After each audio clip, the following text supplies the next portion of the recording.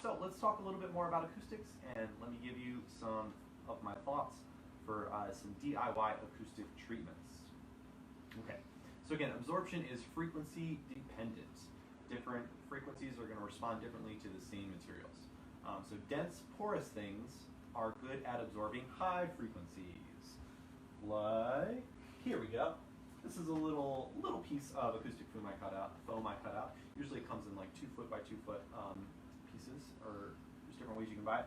But it's porous. It's foam, right? It's got lots of little holes in it. It's pretty dense. That's what makes it acoustic foam. It's more dense than other foams. And then, so it's going to absorb that high frequency, but also you can see that it's ridged, right? It's got these ridges on it, and so that is going to work to diffuse the sound, right? To break up those waves.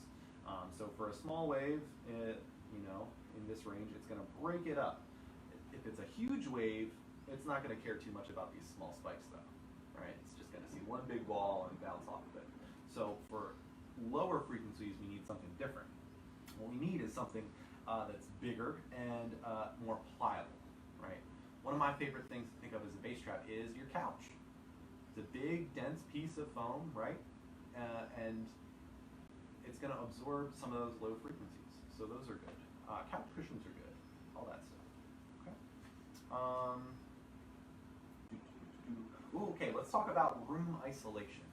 So if you at your own home when you're recording are getting that outside noise, there's a couple of things we can do to help with that. One thing is curtains. Okay, you see we've got some nice thick curtains going totally over the outside of the window. You can't see any of the window. That's going to help. Also, the other thing is layers. This is the first curtain. We've got 2 layers of curtains here. So that's going to create an air pocket, which is going to help absorb all frequencies of sound. Air pockets are really good for absorption. So I've got multiple layers of curtains here, and that's going to really help the absorption, keeping things isolated from the outside. All right. Another thing you can think about when we come over to the door. What I've done in the past when we're getting noise from the door is to hang a blanket over top of this. And what I'll do is I'll take nails or thumbtacks or something, and you can put them right into the top of this this trim here, where no one's going to see it. And then you just take a nice big blanket or 2, and you can hang it right over top. That's going to keep the noise from seeping in any of the cracks, and again give you a little bit of an air pocket that's going to help keep the sound out. Okay. All right. On a smaller scale, another thing for room isolation is think about your floors. Do you have carpets or rugs? Those things are going to be good. The thicker the better. The more layers the better too. If you have the kind of undercarpet stuff and then the carpet, that'll be good. And if you're having problems with low frequency transmitting below you, like drums or bass you're playing and it's getting really loud or rumbling the floor, you can think about layering, putting multiple layers. Get some thinner carpets or some of those pads and kind of layering them up. It's a good way to stop that sound from transmitting. Okay. Okay, another thing we can use that you probably got in your house is a closet. You've got a closet full of clothes. That's a lot of dense material, right? And it's going to help diffuse and break up the sound. And if you've got a square room, it's going to give you some relief, right? It's going to give that sound somewhere to go and not come back. So that's really, really good. You can just open up the door if you're recording in a room with a closet. Just open up that door and let sound go in there. Another way you can use it is to actually point your microphones there. We'll get to that in just a moment. I got some demonstrations for you. Okay. Then we've got our homemade gobos or baffles. So these things are gobos or go-betweens, are some movable acoustic treatment that you can put in between sound sources. So if you're trying to record multiple things at once, you've got multiple singers or multiple people in the same room, and you want to have some acoustic separation, you can put gobos there. Or if you're in a really reflective room, you can put this movable acoustic treatment somewhere to keep it from getting too out of hand. So this is a professional one, where it's acoustic foam on one side and a hard plastic surface that's going to reflect on the other side. So this way you can choose if you want to straight up absorb sound or if you want it to reflect around and get more of a live reverberant sound out of the room. So this is something, but what can we do? Well, get our trusty lamp back, right? So with our lamp again, we can spread out our arms and put a blanket over it. All right, there you go. It's going to absorb. You want to do more? Add more layers. It's going to make it more dense. You might get a little bit of an air pocket, and it's going to help absorb more sound. Right? So right now, if I wanted to put this up, oh yeah, that's definitely going to do something for sure. All right, there's one homemade. Or you can throw these over your trusty music stand. Right? Put them over here. If you want to make something really wide, you can get really crazy. You could put a broom over here and then put a bunch of blankets. Oh man, I got so many ideas. Hit me up for a home recording consultation. You know, we can work with what you've got and figure out some creative solutions. But let me show you a couple more things. What else do I have here? Yep. All right. So let's talk about recording for voice more. Recording for voice. There's two theories of reducing reflections. If I've got my microphone here, I can put my absorption behind it, like a reflection shield. There's a couple companies that have these sort of things. And what that's going to do is say I'm singing this way or making noise this way, it's going to absorb everything that's behind that, like hey, we'll go up here. So if I'm singing into this, the idea is that the majority of the sound is going to get trapped here and not travel around the room and create a lot of reverb to come back in. So that's one theory. The other theory is that the microphone is listening this way, right? So I want to put the absorption behind me because it's listening this way. So I'm going to let the noise go out this way so it's not bouncing around weirdly in my reflection shield and making weird phase interactions. I'm going to let the sound come out here, but if any does come back, it's going to get absorbed, get picked up either by this or by my own body, and not make it into the microphone. So there's two different ways we can look at it. Now, what I think personally is, if you're in a small, boxy room that really doesn't sound good, you don't want any of that reverb getting in, then you're best off trying to keep it in front, right? Trying to not let any of those reflections happen in the first place, right? So have your absorption behind it. The room doesn't sound good. Just have to be careful you don't have too much low frequency in your sound source, because that can go through a small gobo like this and still build up in the room. And you have to make sure that it's just not too loud in here and reflections are coming back and making weird phase interactions. That's what I would worry about. But if it's a quieter sound source, you got a smaller voice, and the room doesn't sound good, maybe go this way. If you've got a bigger room, it maybe sounds okay, but you don't want too much reverb, or you want to be able to control the reverb in post-production, then I would say go for it behind you. Okay? Now, for this I was sitting down, and like we talked about before, if you're recording vocals, you don't want to be sitting down, you want to have good posture. You want to be able to stand up, right? So what I would do, I would take something like this, and I would put it up on a chair. Just put it up on a chair. That way I can grab my mic stand. I can put it right here. Get these things as close as I can, right? And then sing this way. I'm not right in the middle of my room. I'm kind of off to one corner, but not all the way in the corner. Right? I'm standing up. I've got good posture. I'm singing into my reflection shield. Right?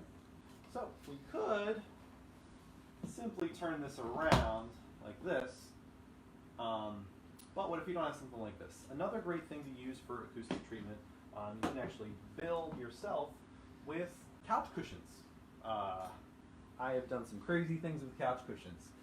The lower ones are nice because they're a little bit more structured. So if I was over here, I might try to use a table or something that's built in that's going to help me get it right off the floor so I don't have to worry about building all the way up from the floor. I'm going to start by putting my structural cushions, getting them in place. And again, if I can get something that's kind of open up, not super right angle, that looks pretty good. Then I'm going to add less structural pillows on top. Play around with balancing things. That looks pretty good.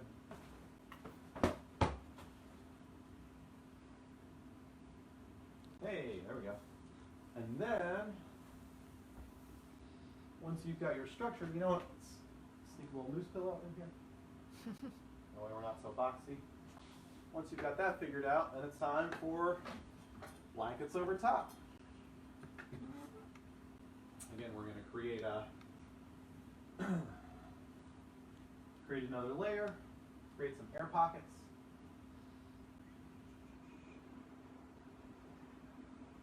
Just like that. And it might look crazy, but you'd be surprised what this will do for the sound. Again, you want to kind of cozy in here, have my microphone.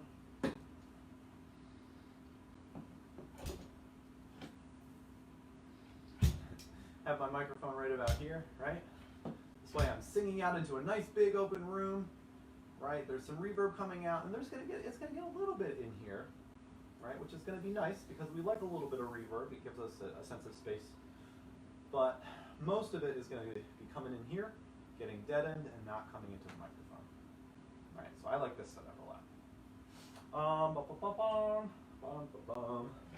Let's see, what else?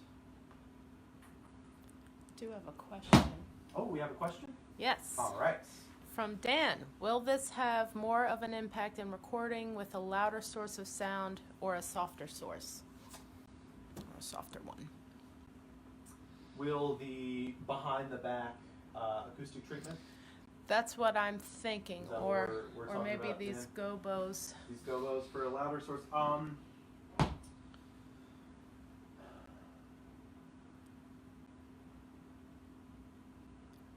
It depends on how close you're micing your loud sound source. With a loud sound source, depending on how close you are, you're just going to get pretty much direct sound, right? I think what's most important for loud sound sources is having enough space for the sound to go. I've had some bad experiences trying to record large guitar cabinets, amps in small spaces like an isolation booth. Even if it sounds good in that room, it's just pushing too much noise. The most important thing for loud sound sources, I'd say, if you're trying to get something that's a clean recording that's not distorted, is having enough space. Or if you can, turn it down. Right? If you're recording it, maybe it doesn't need to be shake the house loud. But I'd say for a loud sound source, the most important thing is having enough space. Otherwise, no matter what, if you try to record drums in a really small room, there's just too much energy, too much sound pressure level, waves bouncing off all the place. It's going to be really hard to get a good recording of a loud sound source in a small space. I'm not sure if that answers your question, but I hope it helps. And if you do have specific questions, I'd say contact me to set up a free home recording consultation, and I can talk to you about your specific situation and gives you some advice. Again, 30-minute chat for free. Cool. All right. Thanks for the question, Dan. I appreciate that. It was good, and maybe I will talk about that more in our next acoustics chat that we do. He said definitely does. Good. Oh, cool. Awesome. Great. Okay. Another thing about these acoustic treatments, you're stacking pillows. They're probably going to fall over. I'm a pro, so I got this up in one shot, but it might knock down. That's okay, because then you can rebuild it and learn and do it better next time. Again, it's all about experimenting and trying different things and trying what works best for you and your situation and helps you get the sound that you're going for. He asked earlier, so blankets are a viable option for wall muffling? Yes, blankets are good. If you got super reflective walls, blankets are good. I like fuzzy blankets because they're fuzzy, they're textured, which is going to help break up the sound a little bit, and they also move. If you've got a real, we've got one blanket which is really fuzzy on one side, and the other side is kind of, it's like a sheet almost. It's a comforter is what it is. So one side is kind of reflective, and then the other side is more absorptive. So that's something to be aware of. Also, the thickness of the blankets. If it's a lightweight, it's not going to do too much. It'll take out some of the high frequency stuff, but not much else. One thing that I invested in is a whole bunch of moving blankets. I got the thickest ones that I could in like 100 or a 12 pack.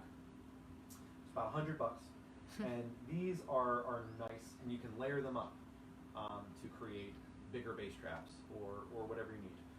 So I like these a lot. Denser the better is one of the important things when we're talking about blankets, and thinking about that. Because if you just covered your whole room in blankets that are thin, what you're going to do is you're just going to cut out the highest frequencies, but you're not going to affect the lower frequencies. So you're still going to have that low frequency rumble, but it's going to sound kind of underwater. You're going to get that kind of low pass filtering effect that sometimes we really like, but we don't always want. So something to be aware of. Yeah. All right. So that's one thing about blankets. And that was an important thing to know about the texture of the blanket. Always kind of go fuzzy side out if you're